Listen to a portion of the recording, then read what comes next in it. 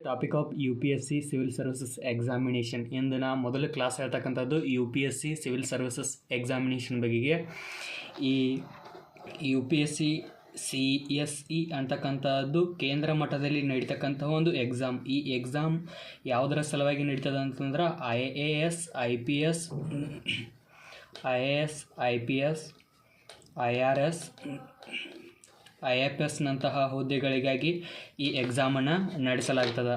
You P S C ಅಂತಂದ್ರೆ ಇದ್ರ full form ನೋಡೋದಾದರೆ ಯೂನಿಯನ್ ಪಬ್ಲಿಕ್ ಸರ್ವಿಸ್ ಕಮಿಷನ್ ಅಂಥೇಳಿ, ಯೂನಿಯನ್ ಪಬ್ಲಿಕ್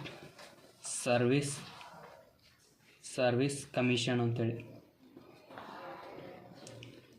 ಅಂದ್ರೆ ಕೇಂದ್ರ ಲೋಕ್ ಸೇವಾ ಆಯೋಗ ಅಂಥೇಳಿ. ಸಿವಿಲ್ ಸರ್ವಿಸಸ್ ಎಕ್ಸಾಮಿನೇಷನ್ ಅಂತಂದ್ರೆ ನಾಗರಿಕ ಸೇವಾ ಪರೀಕ್ಷೆ ಅಂಥೇಳಿ. ಇದು ಟೋಟಲು ಇದರಲ್ಲಿ 3 ಹಂತಗಳು ಬರ್ತಾವೆ. 3 steps are in the U P S C civil services examination. ಆ 3 ಹಂತಗಳು ಯಾವ್ದು ಅಂತಂದ್ರೆ ಮೊದಲನೇದು prelims exam, then next mains exam, ತದನಂತರ ಇಂಟರ್ವ್ಯೂ ಅಂಥೇಳಿ ಕರಿತೀವಿ ಅಥವಾ ಪರ್ಸನಾಲಿಟಿ ಟೆಸ್ಟ್ ಅಂಥೇಳಿ ಕರಿತೀವಿ. ಪ್ರಿಲಿಮ್ಸ್ನಲ್ಲಿ ಟೋಟಲ್ ಎಷ್ಟು ಪೇಪರ್ ಇರ್ತಾವೆ ಅಂತಂದ್ರೆ 2 ಪೇಪರ್ ಇರ್ತಾವೆ. GS 1 paper and GS 2 paper ಇರ್ತಾವೆ. ಇನ್ನು ಮೇನ್ಸ್ನಲ್ಲಿ ಮೊದಲು 2 ಕ್ವಾಲಿಫೈಯಿಂಗ್ ಪೇಪರ್ ಇರ್ತಾವೆ. ಒಂದು ಕನ್ನಡ ಕ್ವಾಲಿಫೈಯಿಂಗ್ ಪೇಪರ್, ತದನಂತರ ಇಂಗ್ಲೀಷ್ ಕ್ವಾಲಿಫೈಯಿಂಗ್ ಪೇಪರ್, ತದನಂತರ ಎಸ್ಸೆ ಇರ್ತದೆ, ತದನಂತರ GS 1 ಬರ್ತದೆ, ತದನಂತರ GS 2 ಪೇಪರ್ ಇರ್ತದೆ, ತದನಂತರ GS 3, GS 4 ಪೇಪರ್ ಇರ್ತದೆ. ತದನಂತರ ಮೇನ್ಸ್ನಲ್ಲಿ ಆಪ್ಷನಲ್ ಸಬ್ಜೆಕ್ಟ್ ಬರ್ತದೆ.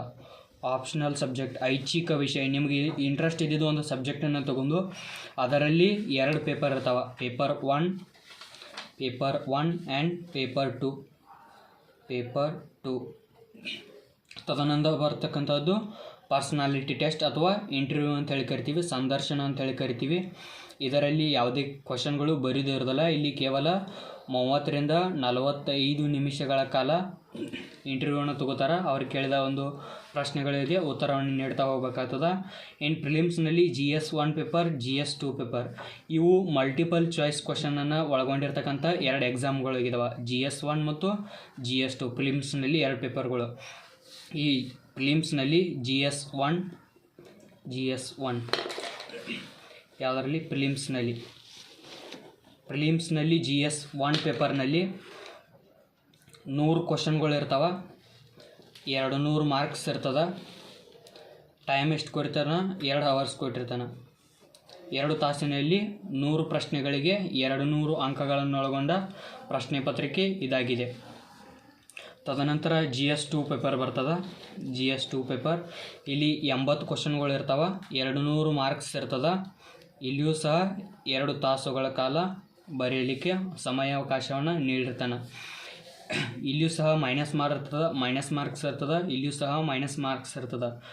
1/3 ಮೈನಸ್ ಮಾರ್ಕ್ಸನ್ನು ಮಾಡಿದರೆ ಇಲ್ಲಿ ಒಂದು ಕ್ವಶನ್ಗೆ 2 ಮಾರ್ಕ್ಸ್ ಇರೋದ್ರಿಂದ 0.66 ಮೈನಸ್ ಮಾರ್ಕ್ ಆಗ್ತದೆ, ನೆಗೆಟಿವ್ ಮಾರ್ಕ್ಸ್. ಇಲ್ಲಿ ಒಂದು ಕ್ವಶನ್ಗೆ ಎಷ್ಟು ಮಾರ್ಕ್ಸ್ ಬರ್ತದೆ ಅಂತಂದ್ರೆ 2.5 ಮಾರ್ಕ್ಸ್ ಬರ್ತದೆ. ಆದ್ದರಿಂದ ಇಲ್ಲಿ ನೆಗೆಟಿವ್ ಮಾರ್ಕ್ಸ್ ಎಷ್ಟದ ಅಂತಂದ್ರೆ ನೆಗೆಟಿವ್ ಮಾರ್ಕ್ಸ್ ಎಷ್ಟದ ಅಂತಂದ್ರೆ ಇಲ್ಲಿ 0.83 ನೆಗೆಟಿವ್ ಮಾರ್ಕ್ಸ್ ಆಗ್ತದೆ. ಅಂದರೆ ಇಲ್ಲಿ ನೆಗೆಟಿವ್ ಪಾಯಿಂಟ್ ಹೆಚ್ಚದ. ಈ 2 ಪೇಪರ್ಗಳು those paper are held in a day, those papers are held in same day.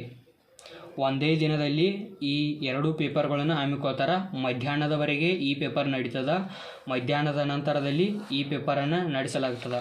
ಇನ್ನು ಮೇನ್ಸ್ ಪೇಪರ್ ಅಂಥೇಳಿ, ಈ ಮೇನ್ಸ್ ಪೇಪರ್ನಲ್ಲಿ ಏನಿರ್ತದೆ ಅಂತಂದ್ರೆ ರೈಟಿಂಗ್ ಇರ್ತದೆ. ಮೇನ್ಸ್ ಪೇಪರ್ನಲ್ಲಿ ಮೊದಲು ಬರ್ತಕ್ಕಂಥದ್ದು ಕ್ವಾಲಿಫೈಯಿಂಗ್ ಪೇಪರ್ಸ್ ಅಂಥೇಳಿ ಬರ್ತಾವೆ. ಕ್ವಾಲಿಫೈಯಿಂಗ್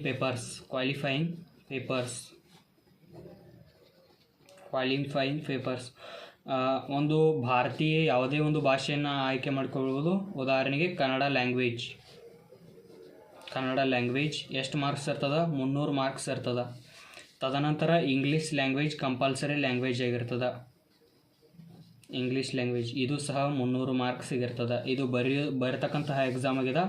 ಇದರಲ್ಲಿ ನಾವು ಎಷ್ಟು ಮಾರ್ಕ್ಸನ್ನು ತೊಗೋಬೇಕಂತಂದ್ರೆ ಕೇವಲ 1/4 ಅಂತಂದ್ರೆ 25% ಅಂಕಗಳನ್ನು ತೊಗೊಂಡ್ರೆ ಈ 2 ಎಕ್ಸಾಮ್ದಲ್ಲಿ ಪಾಸು. ಇಲ್ಲಿ ಪ್ರಿಲಿಮ್ಸ್ನಲ್ಲಿ GS 1 ಪೇಪರ್ದಲ್ಲಿ ನಾವು ಮೇನ್ಸ್ಗಾಗಿ ಈ ಮೆರಿಟ್ ಲಿಸ್ಟ್ ಹೆಲ್ಪ್ ಆಗ್ತದೆ. ಮೇನ್ಸ್ ಲಿಸ್ಟಿಗೆ ಹೆಲ್ಪ್ ಆಗ್ತದೆ ಈ GS 1 ಪೇಪರ್. GS 2 ಪೇಪರನ್ನು ಇನ್ನೊಂದು ಹೆಸರಿನಿಂದ ಕರಿತೀವಿ, ಏನಂತಂದ್ರೆ CSAT ಪೇಪರ್ ಅಂತ ಹೇಳಿ ಕರಿತೀವಿ. CSAT ಪೇಪರ್ ಅಂತಂದ್ರೆ ಇಲ್ಲಿ ಕೇವಲ 33% ಕೇವಲ ಇಲ್ಲಿ ಪಾಸಿಂಗ್ ಮಾರ್ಕ್ಸನ್ನು ತೆಗೆದುಕೊಂಡ್ರೆ ಸಾಕಾಗ್ತದೆ. ಈ ಎಕ್ಸಾಮ್ನಲ್ಲಿ CSAT ಪೇಪರ್ನಲ್ಲಿ ಇದರಲ್ಲಿ ಸ್ಕೋರನ್ನು ಹೆಚ್ಚಿಗೆ ಮಾಡ್ಕೊಳ್ಬೇಕಾಗ್ತದೆ. ಯಾಕಂತಂದ್ರೆ ಇದು ಮೇನ್ಸಿಗೆ ಸೆಲೆಕ್ಟ್ ಆಗಲಿಕ್ಕೆ ಹೆಲ್ಪ್ ಆಗ್ತಕ್ಕಂಥ ಎಕ್ಸಾಮ್ ಆಗಿದೆ. ಆ ಎಕ್ಸಾಮ್ನಲ್ಲಿ ಹೆಚ್ಚು ಮಾರ್ಕ್ಸ್ ತೊಗೊಂಡ್ರೆ ಮೇನ್ಸಿಗೆ ಸೆಲೆಕ್ಟ್ ಆಗ್ತೀವಿ. ಮೇನ್ಸ್ನಲ್ಲಿ ಕ್ವಾಲಿಫೈಯಿಂಗ್ ಪೇಪರ್ನಲ್ಲಿ ಕೇವಲ ಇದರಲ್ಲಿ 25%, ಇದರಲ್ಲಿ 25% ಅಂತಂದ್ರೆ ಇಲ್ಲಿ 75 ಮಾರ್ಕ್ಸು ತೊಗೊಂಡ್ರೆ ಸಾಕಾಗ್ತದೆ. ತದನಂತರ ಬರ್ತಕ್ಕಂಥದ್ದು ಎಸ್ಸೆ ರೈಟಿಂಗ್. ಪ್ರಬಂಧ ಅಂತೇಳಿ ಬರ್ತದೆ. ಇಲ್ಲಿ 2 ಪ್ರಬಂಧವನ್ನು ಆಯ್ಕೆ ಕೊಟ್ಟಿರ್ತಾನೆ. ಕ್ವಶನ್ 1, ಕ್ವಶನ್ 2 ಕೊಟ್ಟಿರ್ತಾನೆ. ಇಲ್ಲಿ ABCD ಅಂಥೇಳಿ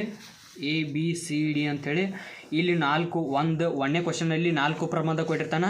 ಅದರಲ್ಲಿ ಯಾವುದಾದ್ರೂ ಒಂದು ಪ್ರಬಂಧವನ್ನು ನಾವು ಆಯ್ಕೆ ಮಾಡ್ಕೊಂಡು ಬರಿಬೇಕಾಗ್ತದೆ. ಇಲ್ಲಿ 2ನೇ ಕ್ವಶನ್ಗಳಿಗೂ 4 ಪ್ರಬಂಧ ಕೊಟ್ಟಿರ್ತಾನೆ. ಅದರಲ್ಲಿ ಒಂದು ಪ್ರಬಂಧವನ್ನು ಆಯ್ಕೆ ಮಾಡ್ಕೊಂಡು ಬರಿಬೇಕಾಗ್ತದೆ. ಇದಕ್ಕೆ 125 ಮಾರ್ಕ್ಸ್ ಇರ್ತಾವೆ. ಇದಕ್ಕೆ 125 ಮಾರ್ಕ್ಸ್ ಇರ್ತಾವೆ. ಟೋಟಲ್ ಇಲ್ಲಿ ಎಷ್ಟು ಮಾರ್ಕ್ಸ್ ಆಗ್ತದೆ ಅಂತಂದ್ರೆ 250 ಮಾರ್ಕ್ಸು. ಇದು ನಮ್ಮ ಲಾಸ್ಟ್ ಫೈನಲ್ ಲಿಸ್ಟ್ಗೆ ಕೌಂಟ್ ಆಗ್ತಕ್ಕಂತಹ ಒಂದು ಎಕ್ಸಾಮ್ ಆಗಿದೆ. ತದನಂತರ ಬರ್ತಕ್ಕಂಥವು GS 1 paper, GS 2 paper, GS 3 paper, GS 4 paper. ಇವು 4 ಪೇಪರ್ಗಳು ಮೆರಿಟ್ ಲಿಸ್ಟ್ ಫೈನಲ್ಗೆ ಕೌಂಟ್ ಆಗ್ತವೆ. ಇವು 250 ಮಾರ್ಕ್ಸಿಗೆ ಇರ್ತದೆ. ಇದು 250 ಮಾರ್ಕ್ಸಿಗೆ ಇರ್ತದೆ. ಇದು 250 ಮಾರ್ಕ್ಸಿಗೆ ಇರ್ತದೆ.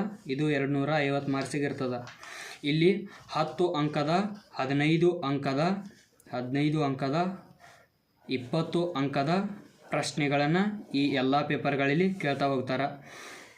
ಟೋಟಲ್ ಇಲ್ಲಿ ಎಷ್ಟಾಗ್ತದೆ? 1000 ಮಾರ್ಕ್ಸ್ ಆಗ್ತದೆ. ಇಲ್ಲಿ ಎಸ್ಸೆ ರೈಟಿಂಗು 250 ಮಾರ್ಕ್ಸ್ ಆಗ್ತದೆ. ಇಲ್ಲಿ 1250 ಮಾರ್ಕ್ಸ್ ಆಯಿತು. ಇನ್ನು ಆಪ್ಷನಲ್ ಪೇಪರ್ಸ್ ಅಂತ ಹೇಳಿ ಬರ್ತಾವೆ. ಆಪ್ಷನಲಲ್ಲಿ ಉದಾಹರಣೆಗೆ ಕನ್ನಡ ಲಿಟ್ರೇಚರ್, ಕನ್ನಡ ಸಾಹಿತ್ಯ, ಲಿಟ್ರೇಚರ್ ಆಫ್ ಕನ್ನಡ ಲಿಟ್ರೇಚರನ್ನು ತೆಗೆದುಕೊಂಡ್ರೆ ಅದರಲ್ಲಿ 1 ಪೇಪರ್ ಬರ್ತದೆ, 2ನೇ ಪೇಪರ್ ಬರ್ತದೆ. ಪೇಪರ್ 1 ಮತ್ತು ಪೇಪರ್ 2 ಅಂತ ಹೇಳಿ ಬರ್ತವೆ. ಇದಕ್ಕೂ 250 ಮಾರ್ಕ್ಸ್ ಇರ್ತದೆ. ಇದಕ್ಕೂ 250 ಮಾರ್ಕ್ಸ್ ಇರ್ತದೆ. ಇಲ್ಲಿ ಎಷ್ಟು ಮಾರ್ಕ್ಸ್ ಆಯಿತು? 500 ಮಾರ್ಕ್ಸ್ ಇಲ್ಲಿ ಆಯಿತು. ಇದರಲ್ಲಿ ನಾವು ಸ್ಕೋರ್ ಮಾಡ್ಕೊಳ್ಬೇಕಾಗ್ತದೆ. ಇದನ್ನು ಆಯ್ಕೆ ನಾವು ಮಾಡ್ಕೋಬೋದು. ಕನ್ನಡ ಲಿಟ್ರೇಚರ್ ತೊಗೋಬೋದು, ಅಥವಾ ನಮಗೆ ಇಂಟ್ರೆಸ್ಟ್ ಇದ್ದಿದ್ದು ಯಾವುದೇ ಒಂದು ಭಾಷೆಯ ಸಾಹಿತ್ಯವನ್ನು ತೆಗೆದುಕೊಳ್ಬೋದು, ಅಥವಾ ಇಂಟ್ರೆಸ್ಟ್ ಇರ್ತಕ್ಕಂಥ ಸಬ್ಜೆಕ್ಟನ್ನು ನಾವು ತೆಗೆದುಕೊಳ್ಬೋದು. ಉದಾಹರಣೆಗೆ ಹಿಸ್ಟ್ರಿ ತೊಗೋಬೋದು, ಜಿಯೋಗ್ರಫಿ ತೊಗೋಬೋದು, ಸೋಷಿಯಾಲಜಿ ತೊಗೋಬೋದು, ಯಾವುದೇ ಒಂದು ಸಬ್ಜೆಕ್ಟನ್ನು ತೊಗೋಬೋದು, ಅಥವಾ ಲ್ಯಾಂಗ್ವೇಜ್ ಲಿಟ್ರೇಚರನ್ನು ತೆಗೆದುಕೊಳ್ಬಹುದಾಗಿದೆ. ಇದರಲ್ಲಿ ನಾವು ಸ್ಕೋರ್ ಮಾಡ್ಕೋಬೇಕಾಗ್ತದೆ. ಟೋಟಲ್ ಇಲ್ಲಿ 500, ಇಲ್ಲಿ 1000, ಇಲ್ಲಿ 250 ಮಾರ್ಕ್ಸು, ಅಂದ್ರೆ 1750 ಮಾರ್ಕ್ಸು ಇಲ್ಲಿ ಕೌಂಟ್ ಆಗ್ತವೆ. ಇನ್ನು ಉಳಿದಿದ್ದು 275 ಅಂಕಗಳು ಇಂಟರ್ವ್ಯೂಗಾಗಿ ಮೀಸಲಿಟ್ಟಿದ್ದಾರೆ. ಈ ಇಂಟರ್ವ್ಯೂನಲ್ಲಿ ಬರ್ತಕ್ಕಂಥ ಮಾರ್ಕ್ಸು, ಇಲ್ಲಿ ನಾವು ಬರೆದಿರ್ತಕ್ಕಂಥ ಮಾರ್ಕ್ಸ್ ಎಲ್ಲ ಕೌಂಟಾಗಿ ಟೋಟಲು 2025 ಅಂಕಗಳಿಗೆ ಈ ಎಕ್ಸಾಮ್ ಇರ್ತದೆ. ಮತ್ತು ಈ 300 ಮಾರ್ಕ್ಸು ಸೇರಿಸಿದ್ರೆ 600 ಮಾರ್ಕ್ಸ್ ಆಗ್ತದೆ. ಆದರೂ ಸಹ ಇವು ಕೌಂಟ್ ಆಗೋದಿಲ್ಲ. ಇದರಲ್ಲಿ ಜಸ್ಟ್ ನಾವು ಪಾಸ್ ಆಗಬೇಕು, 25% ತೆಗೆದುಕೊಳ್ಬೇಕಾಗ್ತದೆ. ಇಲ್ಲಿಯೂ ಸಹ ಇಲ್ಲಿ 200 ಮಾರ್ಕ್ಸು, ಇಲ್ಲಿ 200 ಮಾರ್ಕ್ಸು ಸೇರಿಸಿದ್ರೆ 400 ಮಾರ್ಕ್ಸ್ ಆಗ್ತದೆ. ಆದರೂ ಸಹ ಇವು ಕೌಂಟ್ ಆಗೋದಿಲ್ಲ. ಇದು ಮೇನ್ಸ್ ಲಿಸ್ಟಿಗೆ ಮಾತ್ರ ಕೌಂಟ್ ಆಗ್ತದೆ. ಇದು ಜಸ್ಟ್ ಪಾಸ್ ಆದ್ರೆ ಸಾಕಾಗ್ತದೆ. ಮುಂದಿನ ತರಗತಿಯಲ್ಲಿ ಈ UPSC ಏನೇನು ಮಟೀರಿಯಲ್ ಓದಬೇಕು ಅನ್ನೋದನ್ನು ನೋಡೋಣ.